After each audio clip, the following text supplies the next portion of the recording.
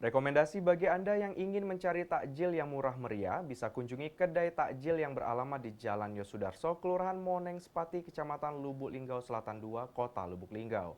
Di sini Anda bisa menemukan berbagai macam takjil mulai dari harga Rp1.000 saja. Dengan berbagai macam pilihan yang tersedia, Anda pasti akan menemukan takjil favorit Anda untuk berbuka puasa. Selain sahur dan berbuka, salah satu hal yang dirindukan dari bulan puasa adalah kegiatan berburu takjil.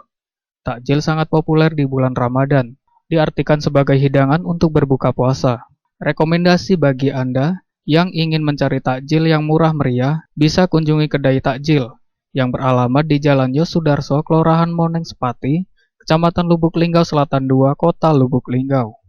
Di sini Anda bisa menemukan berbagai macam takjil, mulai dari harga Rp1.000 saja, dengan berbagai macam pilihan yang tersedia. Anda pasti akan menemukan takjil favorit untuk berbuka puasa.